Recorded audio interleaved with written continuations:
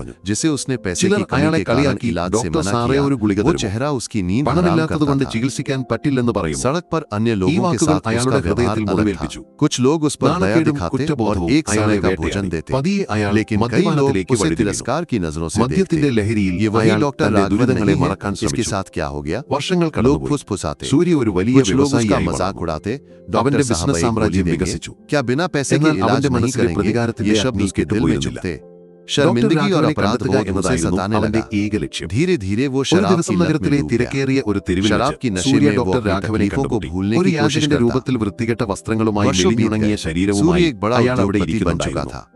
സൂര്യക്ക് उसका ആദ്യം व्यापारिक साम्राज्य വിശ്വസിക്കാനായില്ല. बढ़ चुका था, അവന്റെ കണ്ണുകൾക്ക് लेकिन തെറ്റിയതാണോ? उसके मन में എന്നാൽ ആ बदले की മുഖമാ आग കണ്ണുകൾ. अभी भी जल रही थी। അവനത് डॉक्टर, മറക്കില്ല.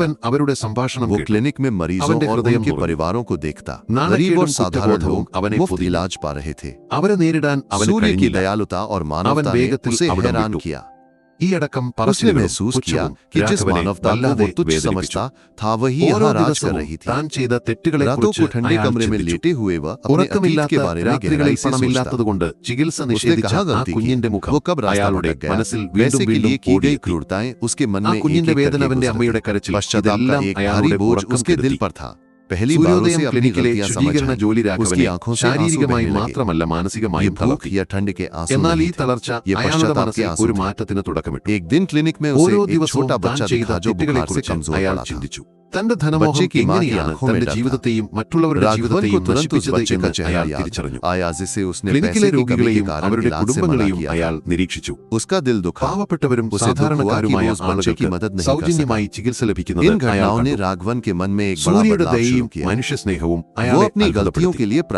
ഒരു കാലത്ത് താൻ പുച്ഛിച്ചു തള്ളിയ മനുഷ്യസമാണ് ഇവിടെ വാഴുന്നത് എന്ന് അയാൾ മനസ്സിലാക്കി. രാത്രികളിൽ തണുത്തുറഞ്ഞ മുറിയിൽ കിടക്കുമ്പോൾ അയാൾ തന്റെ ഭൂതകാലത്തെക്കുറിച്ച് ആഴത്തിൽ ചിന്തിച്ചു. എപ്പോഴാണ് താൻ വഴിതെറ്റിയത്? പണത്തിനു വേണ്ടി താൻ ചെയ്ത ക്രൂരതകൾ ഓരോന്നായി അയാളുടെ മനസ്സിലൂടെ കടന്നുപോയി. പശ്ചാത്താപത്തിന്റെ ഒരു വലിയ ഭാരം അയാളുടെ ഹൃദയത്തിൽ നിറഞ്ഞു. ആദ്യമായി അയാൾക്ക് സ്വന്തം തെറ്റുകൾ മനസ്സിലായി. അയാൾക്ക് കണ്ണുനീർ വന്നു. വിശപ്പിന്റെയോ തണുപ്പിന്റെയോ കണ്ണുനീരായിരുന്നു. അത് പശ്ചാത്താപത്തിന്റെ കണ്ണുനീരായിരുന്നു. ഒരു ദിവസം ക്ലിനിക്കിലെ ഒരു ചെറിയ കുട്ടിയെ അയാൾ കണ്ടു. ആ കുട്ടിക്ക് പനി ബാധിച്ച് അവശനായി കിടക്കുകയായിരുന്നു. കുട്ടിയുടെ അമ്മയുടെ കണ്ണുകളിൽ ഭയം നിറഞ്ഞിരുന്നു. രാഘവന് പെട്ടെന്ന് ആ കുഞ്ഞിന്റെ മുഖം ഓർമ്മ വന്നു. പണമില്ലാത്തതുകൊണ്ട് താൻ ചികിത്സ നിഷേധിച്ചു. അവന്റെ ഹൃദയം വേദനിച്ചു. അയാൾക്ക് ആ കുഞ്ഞിനെ സഹായിക്കാൻ കഴിഞ്ഞില്ലല്ലോ എന്നോർത്ത് അയാൾ ദുഃഖിച്ചു. ഈ സംഭവങ്ങൾ രാഘവന്റെ മനസ്സിൽ ഒരു വലിയ മാറ്റത്തിന് തുടക്കമിട്ടു. പണത്തിനു വേണ്ടി താൻ ചെയ്ത തെറ്റുകൾക്ക് പ്രായശ്ചിത്തം ചെയ്യണമെന്ന് അയാൾ ആഗ്രഹിച്ചു. മനുഷ്യജീവനാണ് പണത്തേക്കാൾ വലുതെന്ന് അയാൾ മനസ്സിലാക്കി. അവന്റെ ഹൃദയത്തിൽ ഒരു ചെറിയ പ്രകാശം തെളിഞ്ഞു. അത് പശ്ചാത്താപത്തിന്റെ പ്രകാശമായിരുന്നു. സൂര്യ ഈ മാറ്റങ്ങളെല്ലാം നിരീക്ഷിക്കുന്നുണ്ടായിരുന്നു. രാഘവന്റെ കണ്ണുകളിൽ അയാൾ ഒരു മാറ്റം കണ്ടു. പഴയ ക്രൂരത മാഞ്ഞുപോയി. പകരം ഒരുതരം നിസ്സഹായതയും പശ്ചാത്താപവും നിറഞ്ഞിരുന്നു. താൻ ഉദ്ദേശിച്ച പ്രതികാരം ഫലിച്ചുവെന്ന് സൂര്യക്ക് മനസ്സിലായി. ഇനി അടുത്ത ഘട്ടം. ഒരു ദിവസം വൈകുന്നേരം ക്ലിനിക്കിൽ രോഗികളുടെ തിരക്കൊഴിഞ്ഞപ്പോൾ രാഘവനെ തന്റെ മുറിയിലേക്ക് വിളിപ്പിച്ചു. രാഘവൻ ഭയത്തോടെയാണ് മുറിയിലേക്ക് പ്രവേശിച്ചത്. എന്താണ് സൂര്യക്ക് പറയാനുള്ളത്? താൻ ചെയ്ത തെറ്റുകൾക്ക് ഇനി എന്ത് ശിക്ഷയാണ് ലഭിക്കാൻ പോകുന്നത്? സൂര്യ തന്റെ കസേരയിൽ നിന്ന് എഴുന്നേറ്റ് രാഘവന്റെ അടുത്തേക്ക് വന്നു. ഡോക്ടർ രാഘവൻ, സൂര്യ ശാന്തമായി വിളിച്ചു. ഒരുതരം ഭാരമുണ്ടായിരുന്നു. രാഘവൻ തലയുയർത്തി നോക്കി. സൂര്യയുടെ കണ്ണുകളിൽ ഒരുതരം തീവ്രത അയാൾ കണ്ടു. നിങ്ങൾ എന്നെ ഓർക്കുന്നുണ്ടോ?